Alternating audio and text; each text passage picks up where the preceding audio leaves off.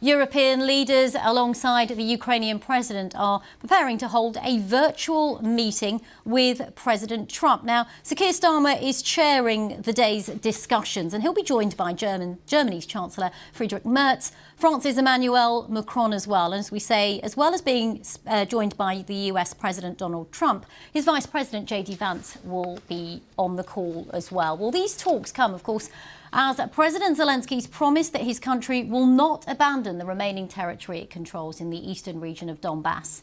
Russian-controlled areas are shown here in pink. All of this comes after President Trump suggested both sides might have to give up some land in order to reach a peace deal. Well, to discuss the talks in Berlin today, I'm joined in the studio by our diplomatic correspondent, Paul Adams, who, of course, covers Ukraine extensively. Paul, we've talked a lot about discussions to broker a ceasefire since President Trump returned to office. This is all about European leaders coming together, the coalition of the willing, to show support for President Zelensky. How significant, though, is this meeting? I think today is an important day. I mean, I think there was a collective shudder of horror when it was announced that Donald Trump and Vladimir Putin were going to be holding their summit in Alaska.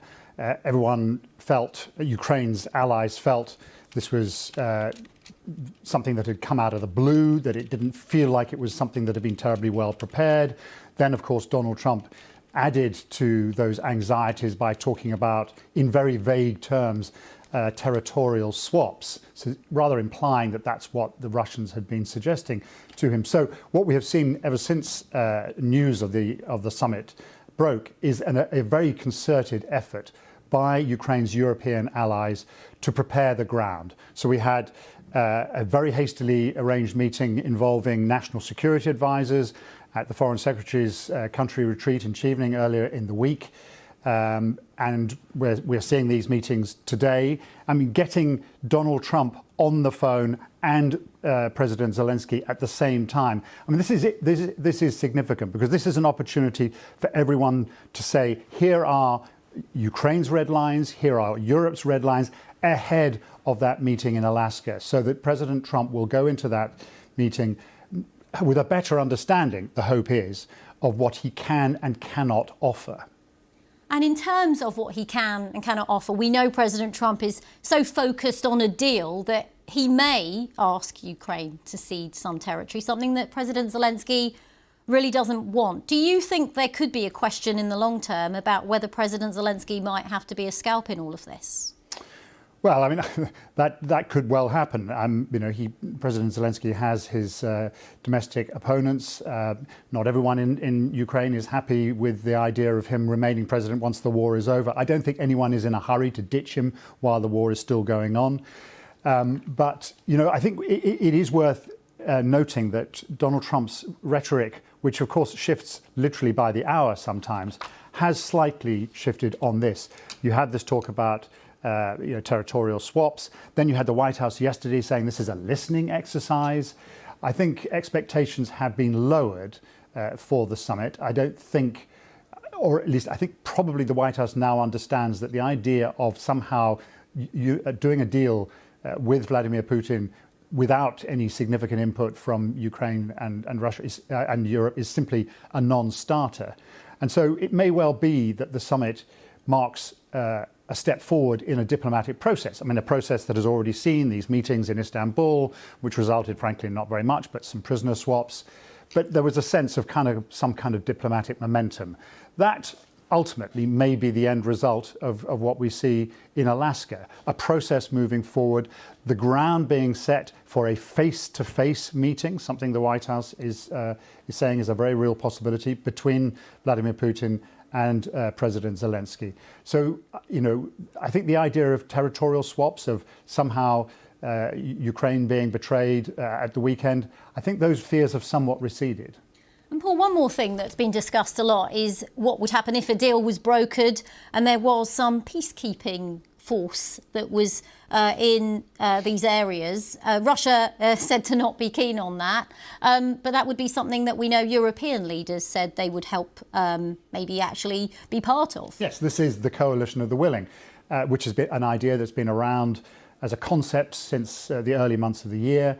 There is another meeting today of the members of that coalition. The last time we heard anything about it, and this is, by the way, a project that's really driven by Britain and France, we heard Sir Keir Starmer, the Prime Minister, saying that plans had moved to an operational level. In other words, the political concept is there, and that there were, men and women in uniform actually drawing up plans as to how this would work on land, in the air, and at sea. And so, as the prospect of a ceasefire once again kind of comes into view, the view here in London and in Paris is we have to be ready, if that moment arrives, that we can act quickly to make sure that a ceasefire is real, that Ukraine has some kind of viable security guarantees, and that Russia doesn't simply use this, as most people assume that it wants to, as an opportunity to regroup and get ready for the next stage of the war. Yeah, interesting context there. As always, thank you very much. That's Paul Adams, our diplomatic correspondent, who, of course, reports extensively from Ukraine. Well, let's now speak to Petro Bukovsky, the Executive Director of Democratic Initiatives Foundation. That's a not-for-profit think tank in Kyiv. Welcome to BBC News. You listen there, I'm sure, to what Paul was saying. I mean, one of the things President Trump has been talking about for some time is that Ukraine might have to cede some territory. What is the mood and thinking in Kyiv around any possible concessions? And we know what President Zelensky thinks, but more widely. Well, more widely, what I can say is that from two perspectives, as a social scientist who studied the public opinion in Ukraine for many years, and as an active member of military service. So as a social scientist, I would refer to the results of the opinion poll just recently conducted and published by Gallup International. And this is a reliable partner. We worked with the Gallup. And they show that 69% of the Ukrainians, they want to end this war by negotiations. So the general mood in Ukraine is that the talks... And in terms of that as well, obviously there is a mood, though, balancing that for the war to end. Yes. The mood is the people support broadly public opinion. Ukrainians, they support the ending of the war by talks. And here are the conditions, of course, are very important. But as a reflecting on the views from the military, I can say that we truly understand that this pause, this ceasefire would only mean for us a time to prepare for the next sad war. And to most extent, it's inevitable. Russia will continue its aggression.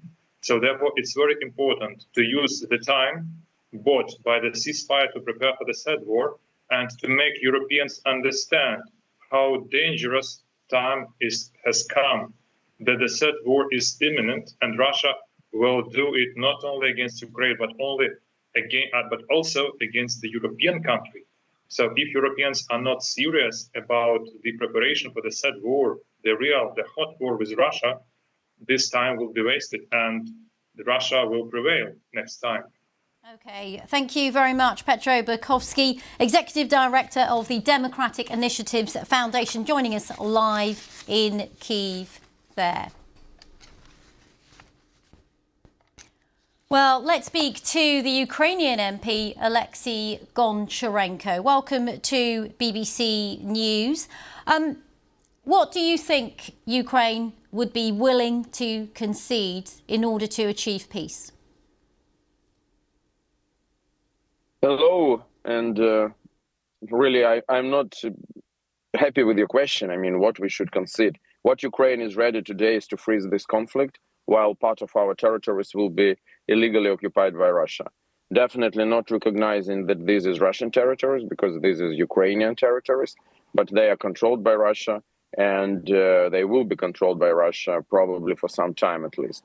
So that's something we can recognize. Unfortunately, that's the fact. With this level of support from our allies, we can't kick off Russians from our occupied territories. But we will never recognize these territories to be Russian. Also, we will never accept any limitations to Ukrainian sovereignty, meaning that Ukraine makes its own sovereign choices, what army to have, what alliances to try to join, and so on. So I think this is our red lines. OK, and I appreciate you say you're unhappy with the question. The reason I put it to you, Mr. Goncharenko, is because that is something that President Trump has suggested might be a path to peace. Yeah, we heard President Trump. He said maybe both sides will be unhappy, but then happy. You know, we are exhausted from the war. We want this war to finish as quickly as possible. But we really don't want this to be just a short ceasefire. And for this, it is very important what will be the conditions. Also, when we're speaking about non-recognition of Ukrainian territories as Russian, it is important equally for Ukraine, but to all other countries in the world. Because we are speaking about international law. Does it exist or not? Can the borders be changed officially, de jure, by force? If yes, we are entering the world, unpredictable world where everything is possible, where big countries will attack smaller ones, where countries which have territorial disputes will solve them in the war. That would be an awful world, not just for Ukraine, but for everybody.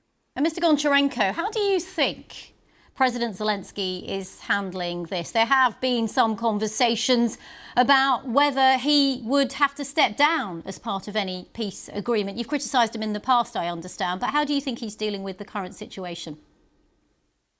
I'm not a supporter of President Zelensky and have never been, and I think he should never run again for the president. That would be the best for him and for the country, but it's his choice. But in any way, nobody can say to Ukraine who should be our president. It's only choice of Ukrainian people. And if Ukrainian people will want to see Zelensky, it will be Zelensky. If the Ukrainian people will want to see another person, it will be another person. But it can't be any condition that somebody is telling to Ukraine who will be our president or who can't be our president. I told you that sovereignty for us is not less important than our independence in general. And this is sovereign choice of Ukrainian people who will be our leader. And also now President Zelensky can't be changed because he is legitimate leader. He was elected. Unfortunately now, because of Russian war against Ukraine, we can't have elections. So before the end of hostilities, Zelensky will be the president. And that is clear. OK, Alexei Goncharenko joining us actually live from Odessa. You're in the middle of traffic. We appreciate you taking the time out from your busy day to speak to us. That's Ukrainian MP there, Alexei Goncharenko.